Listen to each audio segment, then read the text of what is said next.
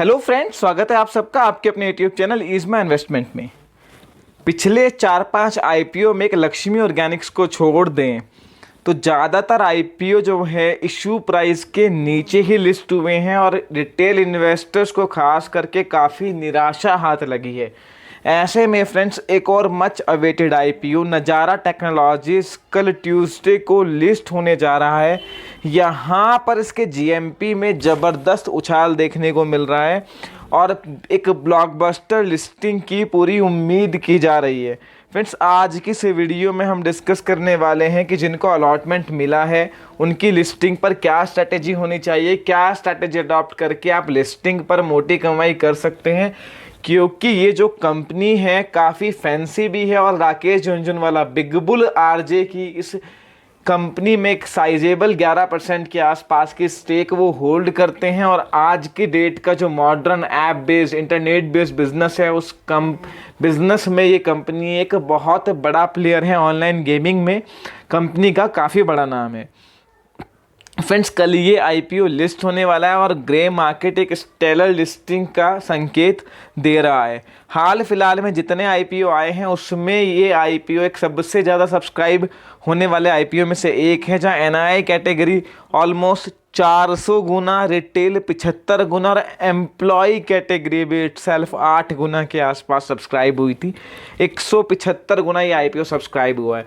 इस आईपीओ के जब से मार्केट में आने का बज बना हुआ है तब से अनलिस्टेड शेयर में ज़बरदस्त हलचल है और ग्रे मार्केट में ज़बरदस्त जो है ट्रेडिंग देखने को मिल रही है। एक टाइम था जब इसका जो प्रीमियम है ग्रे मार्केट में वो 950 960 रुपीज़ 70-80% तक भी गया है।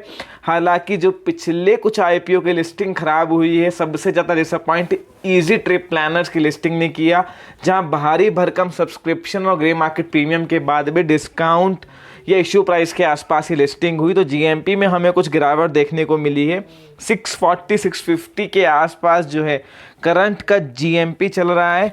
यहाँ पर इस आईपीओ को बहुत ज़बरदस्त रिस्पांस तो मिला ही है, क्योंकि बिग बुल आरजे का नाम इससे जुड़ा हुआ है और सबसे बड़ा इस कंपनी का बिजनेस मॉडल जो बहुत डिमांडिंग है और आज के डेट में आप कह सकते हो नई जनरेशन का ये बिजनेस है। फ्रेंड्स, इस कंपनी के जो रिवेन्यू है उसमें खासकर लॉकडाउन में एक ज़बरदस्त ग्रोथ देखने को मिली थी और लगभग 200 करोड़ का revenue first half of FY21 में कंपनी ने पोस्ट किया है। हालांकि ऑपरेटिंग लेवल पे परफॉर्मेंस अच्छी है, पर नेट लेवल पर कंपनी अभी भी लॉस ही बुक कर रही है, क्योंकि इनका जो एडवर्टीजमेंट एक्सपेंसेस है वो अभी काफ़ी ज़्यादा है।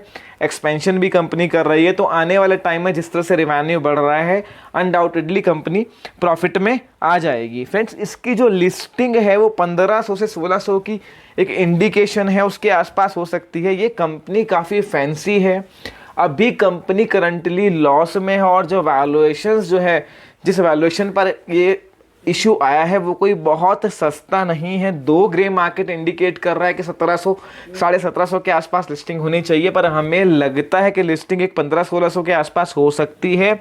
पर SGX निफ्टी जिस तरह से दिखा रहा है, कल मार्केट एक अच्छे गैप अप ओपनिंग दे सकती है और उसके बाद फ्रेश बाइंग भी आ सकती है, क्योंकि रिसेंट में करेक्शन के बाद अच्छे खासे लेवल से मार्केट ने सपोर्ट लिया है और मार्केट भी हमें लग रहा है कि 15,000 का लेवल फिर से टच कर सकती है। तो एक अच्छी बाइंग कल के सेशन में मार्केट में देखने को मिल सकती है, जहां पर जो है इस आईपीओ को लिस्टिंग के बाद भी हो सकता है कि यहाँ पर अगर 1500-1600 के रेंज में लिस्टिंग हो, वहाँ से भी थोड़े ऊपर के लेवल ये इशू दिखा सकता है। अब बात आती है कि स्ट्रैटेजी क्या होनी चाहिए। फ्रेंड्स, आप एक बात बहुत ध्यान से समझ लीजिए। इस आईपीओ नोट में भी हमने एक बात बोली थी कि इस आईपीओ को सिर्फ और सिर्फ लिस्टिंग गेन के लिए लगाएं। कंपनी बुरी नहीं है, बिजनेस मॉडल बुरा नहीं है, बिग बुल राकेश झुनझुनवाला भी है, सब कुछ अच्छा है। पर आप एक बात समझिए, ये कंपनी ऑनलाइन गेमिंग में है और ऑनलाइन गेमिंग में अगर आज के डेट में आप देखोगे तो हर वो ऐप जो पॉपुलर है उसने अपना ऑनलाइन गेम स्टार्ट कर दिया है। चाहे आप पेटीएम ले लीजिए, इवन जो है आईपीएल मैचेस को लेके, क्रिकेट को लेके तो नंबर ऑफ ऐप्स आ चुकी हैं मार्केट में ऑनलाइन गेमिंग में। इसी कंपनी की कोई डायरेक्ट पीयर तो लिस्टेड नहीं है, पर डेल्टा कॉर्प कसिनो का बिजनेस चलाती है, पर उसका कुछ रिवेन्यू जो है अड्डा 52 और एक रमी की उनकी वेबसाइट है उससे भी आता है।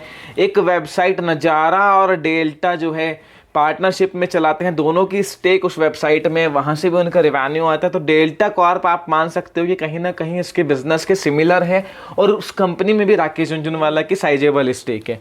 वो कंपनी भी काफ़ी डिमांडिंग, बहुत स्ट्रॉन्ग बिजनेस मॉडल है, प्रॉफिट में है, उसके बाद भी कोई बहुत बड़ा रिटर्न इस स्टॉक ने इन्वेस्टर को पिछले 5-6 साल में कमा के नहीं दिया। दूसरी बात, नजारा का आईपीओ जब से अनाउंस हुआ तब से काफ़ी एनालिस्ट ये बात कह रहे थे कि आप डेल्टा को आप 160-150 के आसपास खरीदिए।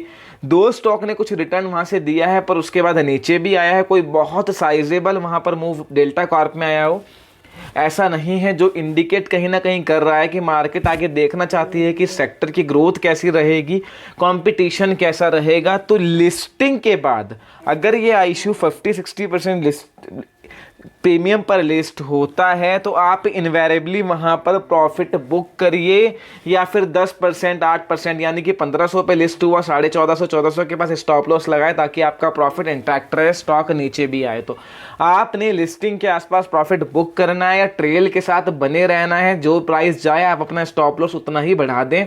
अगर प्राइस 1500 से 1600 आ जाए तो अपना स्टॉप लॉस आप 1500 ले आए, 7-8% के नीचे स्टॉप लॉस रखें, ट्रेल करें, ऊपर जाए तो जो है प्रॉफिट बुक करें, और वरना आप ट्रेल करते रहें।